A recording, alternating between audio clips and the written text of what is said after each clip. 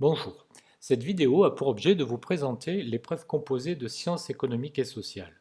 Nous allons nous intéresser aujourd'hui au raisonnement s'appuyant sur un dossier documentaire. Il s'agit de la troisième partie de cette épreuve. Elle compte sur 10 points et s'accompagne de 2 ou 3 documents de nature différente, tableau, graphique ou bien texte. Les consignes précisent qu'il s'agit de développer un raisonnement en exploitant les documents, en faisant appel à des connaissances personnelles et en respectant certaines règles de forme. Qu'est-ce qu'un raisonnement? Il faut d'abord savoir que le raisonnement fait usage de la raison, de la capacité de réflexion. Autrement dit, on s'appuie sur une démarche rationnelle et non sur la foi ou sur un système de valeurs. Il s'agit de lier logiquement entre elles des propositions pour aboutir à une proposition nouvelle ou à une conclusion. Le raisonnement mobilise des arguments, c'est-à-dire des preuves destinées à appuyer les affirmations. Autrement dit, lorsque l'on raisonne ou lorsque l'on argumente, on ne se contente pas d'affirmer une relation, il s'agit de la démontrer. Intéressons-nous maintenant à la formulation des sujets. Pour cette épreuve, on remarque qu'il s'agit toujours de montrer un mécanisme. Par exemple, à l'aide de vos connaissances et du dossier documentaire, vous montrerez comment les institutions influent sur la croissance. Vous remarquez dans les exemples qui sont proposés qu'ils commencent systématiquement par à l'aide de vos connaissances et du dossier documentaire. Ensuite, on a des verbes qui consistent à montrer que, expliquer comment, expliquer des causes, des effets, des conséquences, etc. Il s'agit donc essentiellement de sujets d'analyse et non pas de sujets débat comme l'on peut en trouver dans la dissertation. Avant toute chose, il convient de délimiter le sujet. La majorité d'entre eux consiste à mettre en relation deux notions, deux concepts. Il y a par conséquent un point de départ et un point d'arrivée, le sujet faisant le lien entre les deux. On veillera donc à éliminer tout ce qui est en amont du sujet ou en aval, ou bien toutes les notions ou concepts qui ne sont pas directement liés à cette relation. Il s'agit ensuite d'identifier et de mobiliser les connaissances requises. Pour cela, on va se poser une série de questions afin de rassembler un maximum de connaissances. Quelles sont les notions concernées? Quels sont les exemples que je peux donner, les contre-exemples? Quels auteurs ont été abordés en cours? Quels sont les mécanismes sous-jacents? Etc. On va chercher ensuite à exploiter les documents. Mais attention, il ne s'agit pas de faire une analyse exhaustive de ces derniers, mais de les utiliser pour répondre à la question posée. Parfois, seul un aspect est en relation avec le sujet. Par ailleurs, un même document peut servir plusieurs fois à différentes étapes de la démonstration. On va se demander à l'appui de quel argument le document peut être utilisé. Pour cela, il faudra extraire des données significatives, puis essayer de traiter les informations, de voir si des calculs sont possibles, de voir si des régularités sont observables, une corrélation, une causalité, etc. Pour gérer le dossier documentaire, on pourra construire au brouillon un tableau simple reprenant les différentes étapes qui viennent d'être évoquées. Lorsque l'on a mobilisé les connaissances et que l'on a retiré les informations importantes du dossier documentaire, on peut commencer à réfléchir à la structure du raisonnement. S'agissant d'un mécanisme économique ou social complexe, il sera utile de dessiner au brouillon un schéma. On essaiera d'identifier tous les chemins possibles allant du point de départ au point d'arrivée sans omettre d'étape. À titre d'exemple, voici un schéma qui représente la relation entre productivité et compétitivité. Cette représentation permet de n'omettre aucune étape importante, mais il faudra l'expliciter, apporter des connaissances comme la définition des termes en caractères gras par exemple, expliquer la signification des flèches, etc.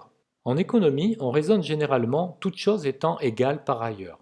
Cela signifie que les relations entre les différentes notions sont isolées de toute autre variation. Autrement dit, pour notre exemple, si l'on considère maintenant que des éléments du contexte varient, cela peut neutraliser la relation entre certaines étapes. Par exemple, la baisse des prix est censée améliorer la compétitivité prix. Mais si le taux de change augmente ou bien que la demande n'est pas élastique au prix, cette relation ne fonctionne plus. Par conséquent, on fera abstraction de ce qui est en bleu dans l'explication du raisonnement, ou bien on nuancera la validité des relations. Il convient également d'éviter les erreurs de raisonnement. La forme habituelle de raisonnement déductif consiste à relier deux prémices pour parvenir à une conclusion. Étudier la validité d'un raisonnement consiste donc à vérifier la logique de l'enchaînement. Prémisse 1 entraîne prémisse 2 qui entraîne une conclusion. Certains de ces enchaînements peuvent donner l'impression qu'ils sont corrects alors qu'ils donnent lieu à ce qu'on appelle un syllogisme déductif. L'exemple connu est celui de Socrate. Tous les hommes sont mortels, or Socrate est un homme, donc Socrate est mortel. On voit ici que le raisonnement est erroné. La conclusion n'est pas valide. On aurait dû dire ici tous les hommes sont mortels, or Socrate est mortel, donc Socrate est un homme. Il existe une multitude d'erreurs de raisonnement en sciences économiques et sociales. Les plus fréquentes sont les arguments d'autorité et les généralisations abusives. Vous pouvez mettre la vidéo en pause pour lire quelques exemples et comprendre ces erreurs de raisonnement. Une fois que l'on a mobilisé les connaissances, recueilli les informations importantes du document et construit un schéma, on peut commencer la rédaction du devoir. Il faut savoir qu'il y a quelques règles de forme à respecter. On doit proposer une introduction. Si l'accroche est facultative dans le raisonnement, il conviendra néanmoins de définir les notions importantes du sujet et de présenter la démarche, c'est-à-dire le plan retenu. On proposera évidemment un développement qui sera la version littéraire finalement du schéma, puis une conclusion qui donnera une réponse claire à la question posée. Un bon raisonnement doit mobiliser différents types de connecteurs logiques. Il y a des connecteurs qui permettent d'introduire une idée ou une information, en premier lieu, d'abord, ensuite, d'une part, d'autre part, etc. Il y a des connecteurs qui permettent de préciser ou d'illustrer une idée, c'est-à-dire, par exemple, notamment, etc.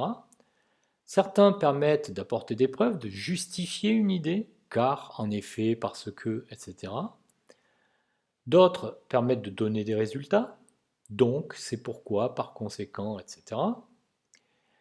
Certains permettent de reconnaître le bien fondé des arguments opposés avec l'idée de concession, bien sûr, il est vrai que, certes, etc. Des connecteurs permettent de réfuter l'argument opposé, c'est l'idée d'opposition, mais or, néanmoins. Enfin, certains permettent de résumer ou de conclure, c'est l'idée de récapitulation. Pour conclure, en résumé, finalement, en un mot, etc. Un bon raisonnement va mobiliser plusieurs de ces connecteurs logiques avec l'idée qu'on va éviter de répéter plusieurs fois le même. Pour terminer cette vidéo, voici la grille des critères de réussite du raisonnement. On remarque qu'il y a 4 grandes parties. Mobilisation des connaissances du programme en lien avec le sujet. On veillera donc à mobiliser des connaissances de cours, mais surtout à expliquer les mécanismes. Il s'agit ensuite d'exploiter le dossier documentaire en lien avec le sujet, donc non seulement d'exploiter des données statistiques, mais de traiter l'information par des calculs simples et d'enrichir l'exploitation du dossier documentaire avec ces connaissances. On veillera ensuite à la construction du raisonnement en suivant un plan logique avec des arguments nuancés, structurés, qui s'enchaînent logiquement. Et enfin, on veillera à une rédaction claire et soignée. Vous retrouverez cette grille critériée à télécharger sur votre espace de cours. Bon courage et à bientôt.